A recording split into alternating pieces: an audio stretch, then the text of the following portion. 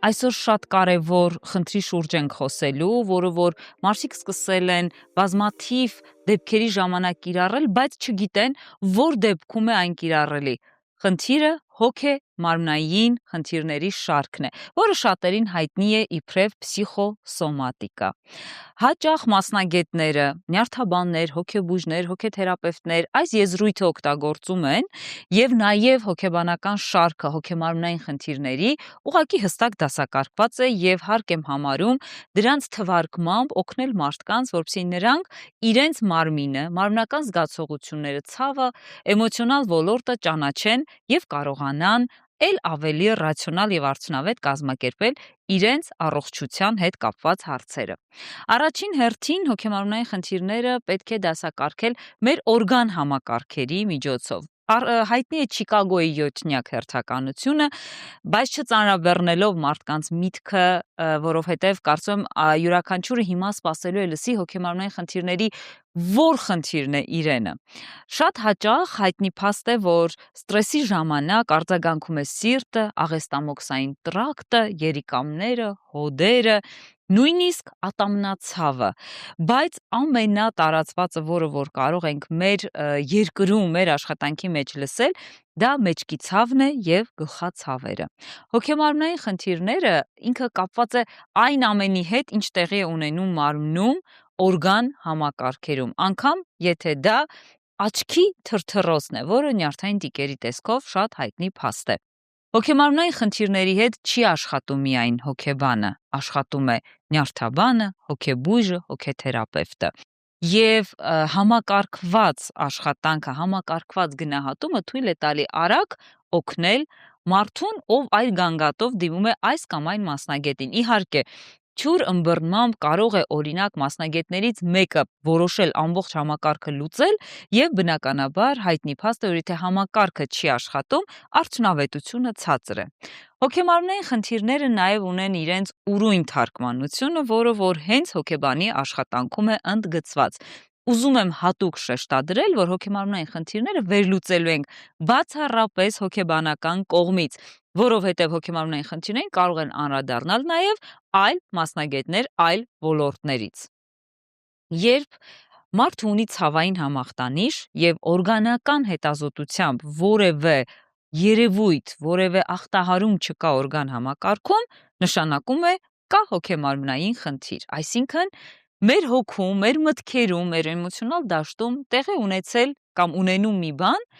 որը մենք ծածկում ենք, որը որ չենք արտահայտում եւ այն դառնում է մի երևույթ, որը մարմնի միջոցով գոռում է, բղավում է, ձայն է տալիս։ Հաճախ հոգեմարմնային խնդիրին կարելի է անվանել ձայն ներսից։ Եթե գլուխն է ցավում, հայտնի փաստ է, պարտադիր չէ, որ պատճառը լինի հենց գլխի մեջ։ Կարող է պատճառը լինել այլ օրգան համակարգերում։ Այստեղ հոգեմարմնային խնդիրները կանգ են առնում եւ սկսում ենք հերթականությամբ վերլուծել։ Հոգեբանը հոգեմարմնային խնդիրները պետք է ստուգաբանի, որպիսի պարզ լինի, որ կտորն է հոգեբանականը, որ կտորն է ենթարկում դեղորայքային բուժման, որովհետև շատ հաճախ նաև լինում է, երբ ցավային համախտանիշը դեղորայքային բուժմամբ կարող է անցնել, բայց պատճառը հետևանքային կապով մարդը դեռ երկար ժամանակ ունենա գանգատ։ Եվ այս դեպքում, օրինակ, բժիշկ գործընկերներն ասում են. ախր բուժումը ավարտել է եւ սիմպտոմը անցել է, այսինքն հստակ երևույթը, որը որ նույն անալիզների համակարգով երևում էր, հիմա կարգավորված է չկա։ Այս դեպքում, եթե չկա օրգանական ախտահարումը, ուրեմն օրգանիզմում, հոգում տեղի է ունենում հոգեմարմնային խնդիր։ Եղած մտքերը, էմոցիաները բղավում են, գոռում են մարմնից դուրս գալ համար կամ կան թափառող ցավեր, որոնք կարելի է ասել ցավային համախտանիշով փնտրում են իրենց տեղը մարդու օրգանիզմում։ Եթե օրինակ գլխացավը հաճախ ուղեկցվում է եւ կարող է մի քանի վարժությունից կամ ինչ որ դեղորայքի ընդունումից հետո դառնալ օրինակ, որ նկատել եմ օրինաչափություն գլխացավիցս անմիջապես հետո ստամոքսն է ցավում, օրինակ շատերի մոտ կարող է թվալ, որ դեղորայքի ընդունումը ստամոքսը ցավեցնում է։ Բժիշկը շատ հաճախ հերքում է, որ ստամոքսը ախտահարված է, բայց ինչ է տեղի ունենում։ Օրգանիզմը ռեֆլեկտոր աղեղով ըմբռնում է ցավը եւ այդ հերթականությունը սկսում է հիշել։ Իհարկե հիշելը դնենք ճակերտների մեջ, այսինքն ինչպես էր Պավլովի գիտափորձը, շան ստամոքսահյութը արտադրվում էր, երբ վառվում էր լույսը, այսինքն լույսը վառվում էր, նա գիտեր, որ պետք է ունենա կեր։ Այսպես է բոլոր ռեֆլեկտոր աղեղների դեպքում։ Եթե գլուխը ցավում է, դու դեղ ես ընդունում եւ դեղի հանդեպ ունես վերաբերմունք, որ նա պետք է ցավեցնի ստամոքսը, ինչպես իմ խոսքից պարզ է դառնում, մենք այստեղ աշխատում ենք սովորած նյութի հետ, այսինքն իմ միտքը ըմբռնել է եւ հիշում է, որ իմ ստամոքսը պետք է ցավի դեղից հետո, բայց ստամոքսը ախտահարված չէ։ Գլխացավերի ավելի մանրամասն վերլուծությունը այն է, որ դուք ունեք գլխացավանք, գլխացավանք, այն ինչ ցավեցնում է քո գլուխը, այն ծանրությունը, որը դրված է քո գլխի վրա, այն ամեն ինչ գլխին անհանգստացնում է ներսից եւ այն բեռը, որը ճնշում է գլուխը, դրանք եկեք անվանենք մեզ անհանգստացնող մտքերը, բայց ավելի ժողովրդական դա հենց գլխացավանքն է։ Գլխացավանքի հետ աշխատանքը դրա գիտակցումն է, ընդունումն է եւ հրաժեշտ տալն է։ Օրինակ, եթե դուք մեծ ընտանիքում եք ապրում եւ օրինակ միակ աշխատողն եք, այդ ամբողջ հոգսը կարող է լինել հենց քո գլխացավանքը։ Բայց կա ընտրություն հոգեմարմնային խնդիրներում, չէ՞, որտեղ այդ նույն ընտանեկան խնդիրը ինչ որ մեկի համար մեջքի ցավ է, այսինքն մեջքի վրա դրված բեռն է, որը նրան անընդհատ հիշեցնում է իր ծանրաբեռնվածությունը։ Կհասցնեմ վճարել կոմունալները, կկարողանամ երեխայի վարձը տալ, արդյոք ես կհասնեմ կյանքի այն կետին, որի մասին ես 20 տարի երազում եմ եւ վազում եմ։ Վազքը գնանք դեպի ոտքերը։ Շատ հաճախ հոդացավերը, ոտքի ցավերը անդադար վազքի նշանն են, երբ օրինակ ոտքերը արձագանքում են, որ ժամանակն է նստել եւ հանգստանալ։ Ցանկացած ցավային համախտանիշ հոգեմարմնային խնդիրների ժամանակ, ցանկացած անհանգստություն մարմնի ներսից այն մասին է, որ դու չես անում ի բարօրություն եւ ի արդյունավետություն քո սիրելի օրգանիզմի։ Այստեղ հարց է ծագում, արդյոք դու ժամանակին հասցնում ես սիրել քո գլուխը, քո սիրտը ներսից, ընկալել ինչքան պետք է շնորհակալ լինել ոտքերին, որ ամբողջ օրը վազում են քեզ համար, այն էլ անխնա։ Եթե սիրտանոթային համակարգն է, արձագանքողը գոռացողը, տեսեք, շատ հոգեբանական խնդիրների ժամանակ կարող է սիրտը գոռալ, չէ՞, արագ սրտխփոց, սիրտը բերանն է գալիս, հենց հիմա սիրտը կկանգնի։ Հոգեբանական մեկնաբանությունն է, իսկ սիրտը երբ է աշխատում։ Երբ ապրում ես, երբ կաս։ Եթե սիրտը չի աշխատում, կանգնած է եւ տոտալ լռություն է, ուրեմն կարող ենք խոսել քո ֆիզիկական մահվան մասին։ Այդպես չէ լինում տագնապի ժամանակ, այդպես չէ լինում սիրտանոթային համակարգի զարկերի ժամանակ։ Զարկը ներսից նշանակում է դու վաղուց քո սրտի գործերին չես նայել, չես խնամել, չես խնայել, որտեղ հաճախ հոգեմարմնային խնդիրները նաեւ խնայելու մասին են։ Ոչ թե բյուջեի խնայողության, որտեղ կարգու կանոնը չէր խանգարի, այլ հենց օրգան համակարգերի խնայողության։ Եթե մարդը ամեն օր արագ սնունդի կետ ասես գտնում է եւ ոտքի վրա սնվում է, որ օրգանիզմի ամենակարևոր աղբյուրներից սնվելն է թե հոգեվոր եւ թե ֆիզիկապես եւ դա մարդը չի պահում, այլ անընդհատ անդադար վազքի մեջ է, կարծես օբյեկտիվորեն փախնում է իր իրականությունից, նրան թվում է, որ անդադար վազելը տանում է հարստության, անդադար վազելը փրկում է խնդիրներից, իհարկե դա այդպես չէ, բնականաբար օրգանիզմը խելացի է։ Բնությունը օրգանիզմին տվել է այնպիսի տրամաբանական գործունեություն, որ եթե մարդ արարած իր անտրամաբանական քայլերով դա խախտի, բնականաբար կունենանք այն, ինչը կոչվում է հոգեմարմնային խնդիրներ։ Պետք է հավատացած լինել, որ երբ բժիշկը հետազոտությամբ հերքում է օրգանական խնդիրը, բայց շարունակվում է ցավը, բայց շարունակվում է նեղությունը օրգանիզմի, այսինքն ներսից այդ տանջանքը կա, ուրեմն վաղուց ժամանակն է աշխատել հոգեմարմնային խնդիրների հետ։ Թևերը չեն բարձրանում վերև։ Կասի 50 անց կինը, ով անընդհատ տան գործերի մեջ մոռացել է իրեն, մոռացել է, որ կրթությունը կիսատ է, մոռացել է, որ ընկերուհիները իր համարը երևի թե մոռացել են, որտեղ ինքը անընդհատ բանողի դերում է, անընդհատ վազքի մեջ է։ Հաճախ ենք նկատում հենց 50+ տարիքում, որ ոտքերի եւ թևերի վրա կանայք շատ ծանրաբեռնվածություն են ավելացնում, հատկապես կենցաղային անասելի գործերի ժամանակ եւ բնականաբար նույնիսկ մեր լեզվամշակույթում ասում են ոտքերս կանգնել է, առաջ չի գնում, թևերս վերև չի բարձրանում, կարծես չի աշխատում։ Եվ կողքից նայում ես, տեսնում ես տարբեր առիթներով, տարբեր տեղերում մարդը ֆիզիկապես առողջ է։ Շատերի մոտ կարող է տպավորություն լինել, որ նա ստում է, որ նա փորձում է փախչել գործերից եւ այլն, բայց կարող է եւ իսկապես մարդու միտքը նրա օրգանիզմը այնպես է կառավարում, որ բավ է, կանգնիր եւ հանգստացիր։ Ասել կուզի հոգեմարմնային խնդիրների ժամանակ կախված օրգանի զգացողությունից, երբ օրգանը առողջ է, ես պարբերաբար սա նշում եմ, որպեսզի ամեն ինչ կյանքում չշփոթենք հոգեմարմնային խնդիրների հետ։ Երբ օրգանը առողջ է, բայց կա անհանգստությունը, ուրեմն դադար տալ է պետք, նստել է պետք, ջուրը հանգիստ խմել է պետք, հացը ժամանակին ուտել է պետք։ Սա ես հիմա արդեն ասում եմ առողջ ապրելակերպին, որովհետև երբ որ մենք հաց ուտելու ժամանակ չունենք եւ ամեն ինչ ուտում ենք ոտքի վրա եւ այդ ուտելիքի որակը ընդհանրապես չենք նայում, թե ինչ կերանք, կարևորը մի բան ստամոքսին խաբելն է։ Բնական է, որ օրգանիզմը գոռալու է եւ օրգանիզմը միշտ պահանջատեր է։ Տեսել եք մարդը, երբ որ ֆիզիկական վատ վիճակում է, աստիճանները բարձրանա եւ չհևա։ Ինչու է հեվում։ Տեսել եք, երբ մարդը ունի առատ քրտնարտադրություն, ինչու է այդպես։ Տեսել եք, երբ մարդը ունի առատ թքարտադրություն, ինչու է այդպես։ Այս բոլոր մեխանիզմները օրգանիզմի պաշտպանական մեխանիզմներն են, երբ տեղը գալիս է, միանում են բոլոր ռեֆլեկտոր պաշտպանական մեխանիզմները եւ քեզ կանգնեցնում են։ Ինչպես է լինում, որ մարդը վազելիս շունչը կտրվում է եւ կանգնում է, ոտքերը բռնում է, սկսում է հեվել, այսինքն կողքից որ նայում ես մարդու վարքագիծը, լրիվ պարզ է ինչու կան հոգեմարմնային խնդիրները։ Պարզապես շնորհակալություն հոգեմարմնային խնդիրներին, որոնք քեզ կանգնեցնում են եւ անասելի վազքի մեջ ասում են կանգ առ, վարքյան։ Դու պետք է սա ապրես, որտեվ հաճախ դա ապրել չի, վազելը ապրել չի։ Արագ ինչ որ բան անելը որակ չէ։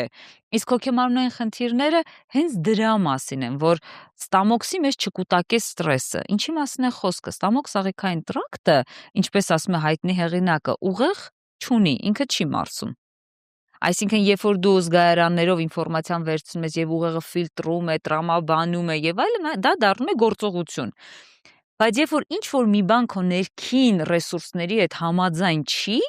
եւ դա քեզ ցավեցրեց եւ դու դրա հետ համաձայն ես, ինքը ուղիղ գնալու է եւ ցավեցնելու է ստամոքսի նյարդային նուրբ հանգույցները եւ անընդհատ սթրեսի ժամանակ դու ունենալու ես ստամոքսում կծկվածության զգացում, քարի զգացում եւ այդպես շարունակ։ Քանի գնացել ենք ստամոքս-աղիքային տրակտ, խոսենք փորլուծությունից, փորկապությունից, որոնք շատ հաճախ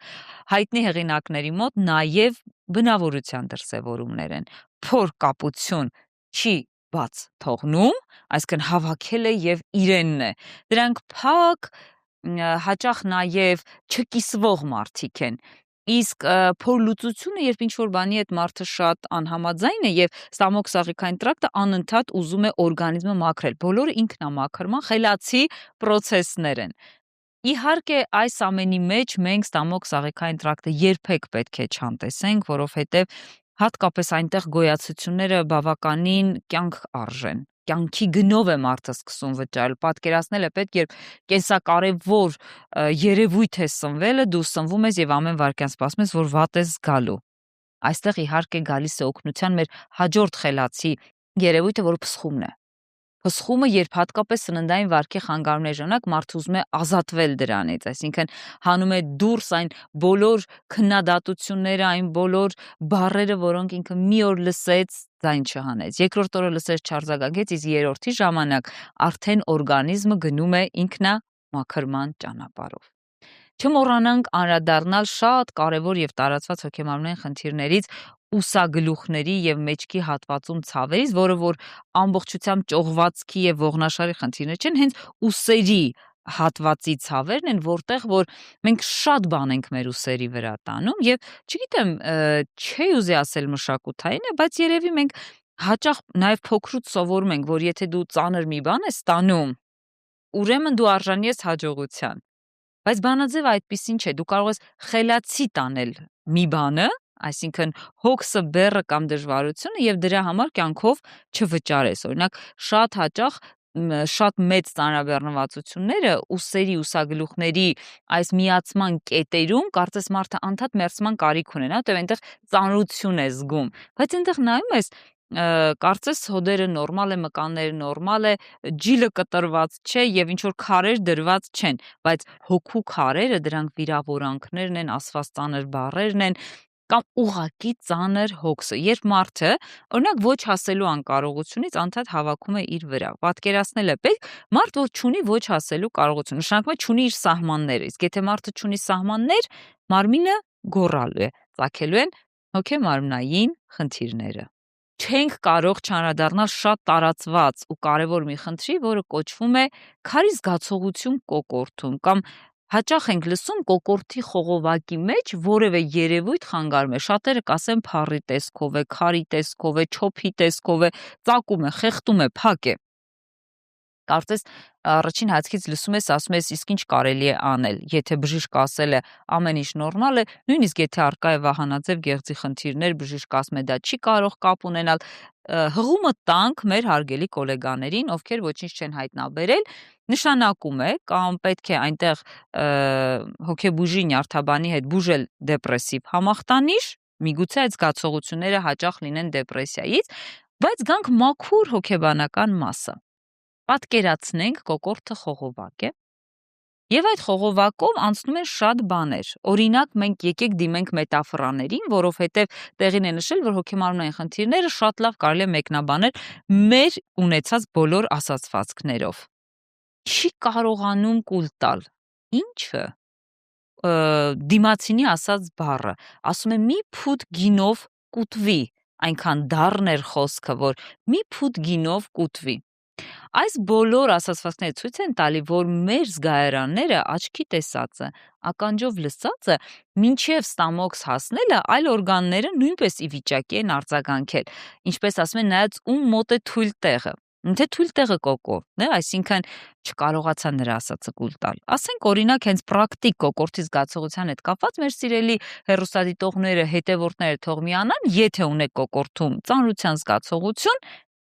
ինչը կուլ չեք տվել։ Պատասխանենք այս հարցին։ Թթու խոսքը, թե դառը հայացքը, թե ինչ որ մեկի ծանր շնչառությունը, որ ինքը անդադ ներկա է եւ դու դրանից ունես անասելի ծանրության զգացողություն, հնարավոր է ոչ թե մեջքը ցավա, այլ կոկորտում ունենաս նման զգացողություն։ Կոկորտի արձագանքը որպես խողովակ, կարծես պետք է ոչ ման չհավաքվի, իջնի կամ հավաքվի ստամոքսում կամ ծանրանա կրծքավանդակը եւ այլն, բայց չէ։ Հաճախ կոկորտը որսում է, կարծես այնտեղ ցանց դրած լինի, շատ հոգեբանական, փոխաբերական պատկերացնենք, եւ ցանցի վրա ընկնում են ինչը մարսելի է գնում է, ինչը անմարս է մնում է ցանցի վերևի հատվածում եւ ձևավորվում է տարիների ընթացքում, իդեպ ասեմ կոկորտի զգացողությունը մեկ օրվա դրվագով է չի լինում։ Կոկորտի քարի զգացողությունը շատ հաճախ ճգնաժամային էտապներից հետո բավականին երկար ժամանակ անց կարող է արձագանքել, բայց մարդը ասի 3 օր է ինձ զգում եմ, բայց 3 օրում ոչինչ չի լինում։ Լինում է 3 ամսում, 3 տարում, այսինքն ինքը ավելի երկարաժամկետ process է։ Երբ որ քարի զգացողությունը ձևավորվում է կամ անցանկալի զգացողությունը, շատ կարևոր է չմարսածը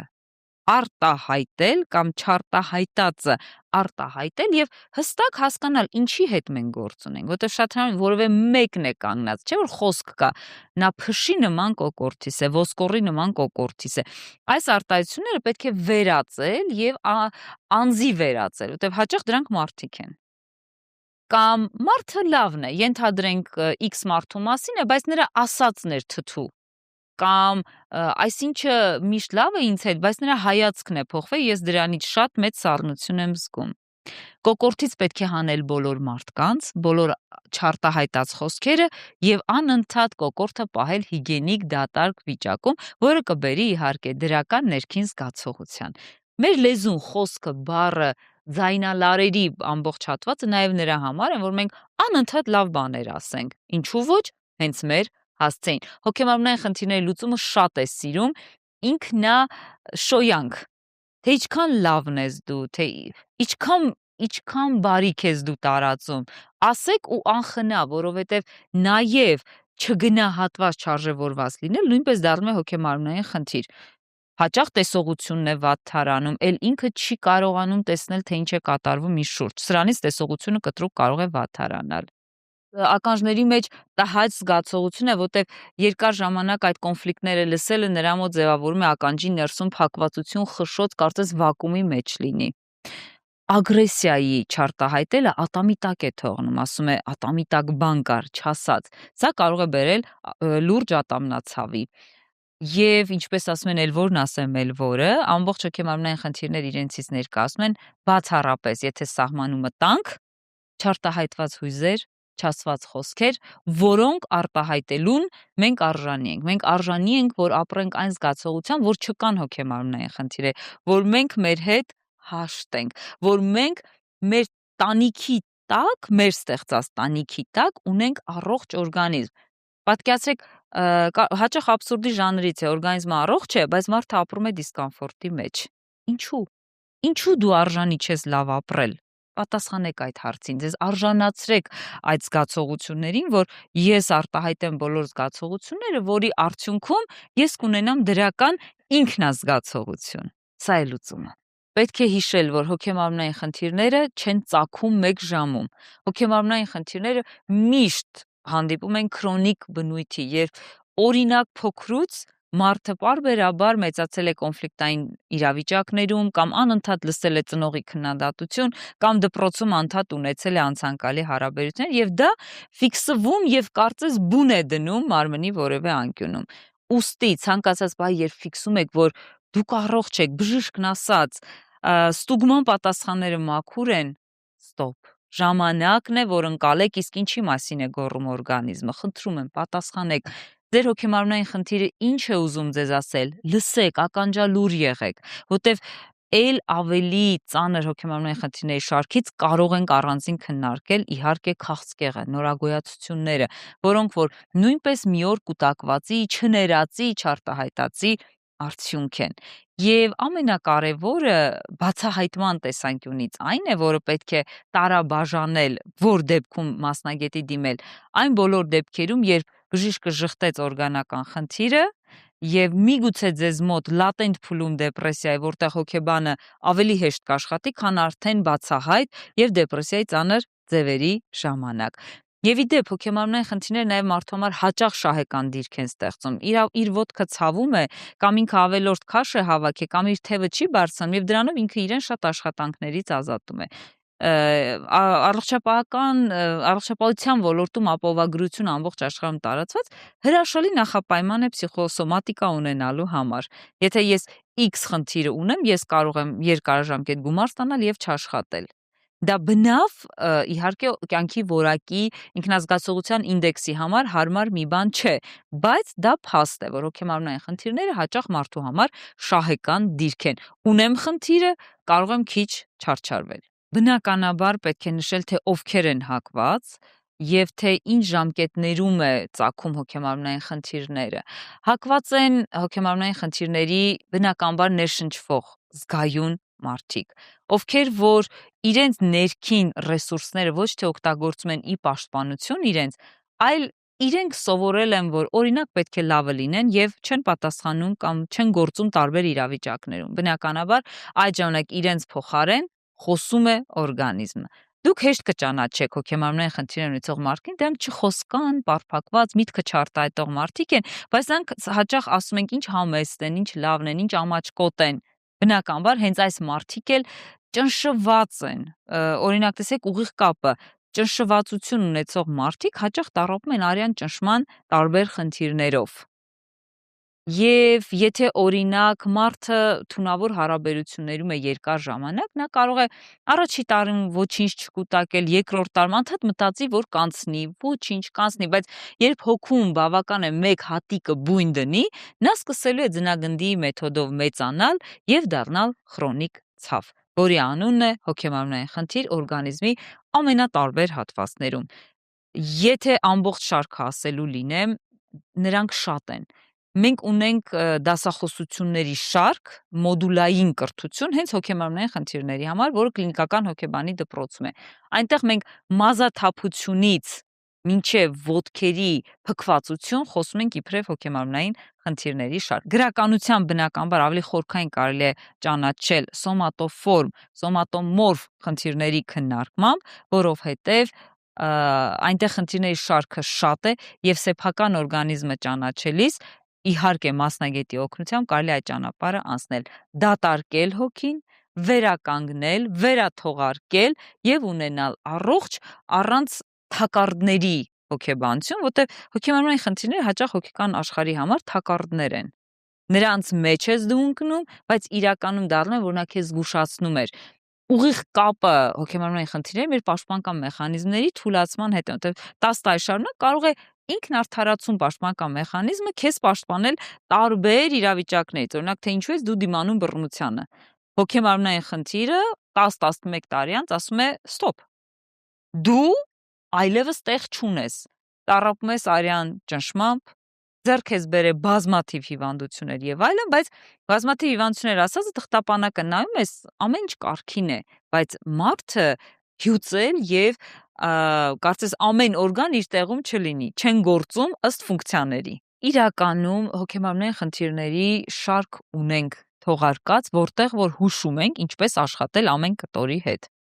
Սա ինչի համար է արվել։ Հենց այն պարզ պատճառով, երբ մարդ ունի անհանգստություն, նա ունենա անելիք։ Եթե նայենք առողջության պահպանման տեսանկյունից, ամենակարևոր ոլորտը հոգեկան առողջությունն է։ Եվ հենց հոգեմարմնային խնդիրների տեսքով, եթե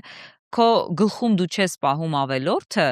քո աչքերի մեջ, քո կոկորդում, քո կրծքավանդակում, քո ստամոք սաղիքային տրակտում, հետագայում կարիք չունես մաքրելու ավելորդ մտքերից եւ ավելորդ էմոցիաներից։ Ես միշտ ասում եմ, բազմամասնագիտական պրոֆեսիոնալ թիմը կասի, առաջին սիմպտոմի առաջին շաբաթ անց կարելի է քննարկել մասնագետի հետ, չնայած որ 3-ից 6 ամիս ժամկետում ցանկացած երևույթ կարող է անցնել, թուլանալ, անհետանալ։ Բայց պատկերացնենք, որ եթե մի քանի անգամ, մի քանի օր իրար ետևից կրկնվում է որևէ ցավային համախտանիշ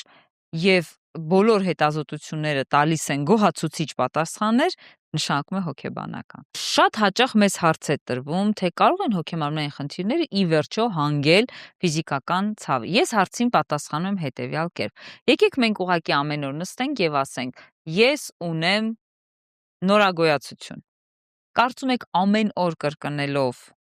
թվացյալ հոգեմարմնային խնդիրը կհանգեցնի ֆիզիկական խնդրի, թե ոչ։ Բնականաբար այն դեպքում, երբ քո տրամադրվածությունը կյանքում վատատեսական է, դու անդադ կպչուն միտք ես դարձրել եւ հիպոխոնդրիկ կրկնում ես հիվանդությունների մասին, միևնույն է, եթե այնտեղ խնդիր չկա, ֆիզիկական արմատներ չկան, քո մտածողությամբ դա չի դառնալու ֆիզիկական խնդիր։ Այդ նույնն է, որ հենց հիմա մենք ուզենանք մտքով աթոռը շարժել տեղից։ Դա տեղի չի ունենա։ Եթե կա ֆիզիկական խնդիրը, լուծում ենք այլ թիմով։ Եթե հոգեմարմնային խնդիր է, լուծում ենք այլ թիմով։ Ստրեսը, որը թարգմանվում է իբրև լարվածություն, հաճախ երկարատև լինելու դեպքում օրգանիզմում հանգեցնում է փոփոխությունների։ Եվ այո, այդ փոփոխություններից շատերը հենց հոգեմարմնային խնդիրներ են, բայց ոչ այն դեպքում, երբ այդ մասին մտքերն են դառնում հոգեմարմնային խնդիրներ։ Ստրեսը առաջացնում է օրգանիզմում լարվածություն, դու անընդհատ վախենում ես, որ ինչ-որ բան կլինի, դու անընդհատ կաշկանդված ես, դու բարդույթավորված ես։ Այս ամենը իբրև հուզական բեռ հանգեցնելու է տարբեր սոմատիկ զգացողությունների, բայց որոնք օբյեկտիվորեն չկան օրգանիզմում։ Այսինքն սրտի շրջանում առաջանալու է սեղմվածություն, որ սիրտը տխուր է, ճմլվում է, բայց սիրտը նկարում են եւ տեսնում են, որ սիրտը իր տեղում է եւ ճմլված չէ։ Հիմա այս եւ բոլոր նմանատիպ հարցերը հեշտ է տարբերակել, եթե դու վերցնում ես այն փաստը, որ մարդը, ենթադրենք, 10 տարի ապրում է իր հայրենիքից հեռու եւ հարազատներին շատ կարոտում է։ Հարց առաջին. ինչպիսին կլինեն կարոտ ապրած մարդու հոգեմարմնային խնդիրները։ Բնականաբար կլինի գլխացավը, բնականաբար կլինի դողը, լարվածությունը վերջույթներում եւ անընդհատ ոտքերում շտապողականություն արաքալել, որտեղ ինչ որ X ժամկետ նա ուզում է ապրել արագ, որպեսզի հետ վերադառնա եւ իր կարոտը առնի հարազատներից։ Այս օրինակը շատ տարածելի է բոլոր նմանատիպ խնդիրների շուրջ։ Օրինակ, անպտղություն ունեցող զույգերը, ինչպիսի հոգեբանական խնդիրներ ունեն։ Իրականում հենց անպտղությունն էլ շատ հաճախ կարող է լինել հոգեմարմնային, այսինքն այստեղի տարբեր մտքեր, տրավմաների արդյունքում առաջացած տարբեր հետևանքներ հանգեցնում են նրան, որ օրգանիզմը ռելաքս չի լինում, չի թուլանում եւ պատրաստ չէ լինում ծնող դառնալուն։ Իսկ արդյունքում ես ուզում եմ, որպեսզի մեր սիրելի ունկնդիրները մշտապես հիշեն ոսկե կանոնը. դուք ամենաթանկն եք, դուք եզակին եք, ձեր մարմինը միշտ կարիք ունի ձեր առողջ մտքերին, առողջ հոգի, առողջ մարմնում։ Հոգեմարմնային խնդիրների տեսությունը, վերլուծությունը կարող ենք շարունակել շատ երկար, բայց օրենքը մնում է նույնը։ Եթե դուք շարունակ պահպանեք հոգեկան հիգիենան, դուք շարունակ կունենաք առողջ մարմին։ Իսկ եթե որևէ դեպքում հանդիպել եք բժշկական խնդիրների, նույն արագությամբ եւ լավատեսությամբ լուծեք հարգելի գործընկերների հետ։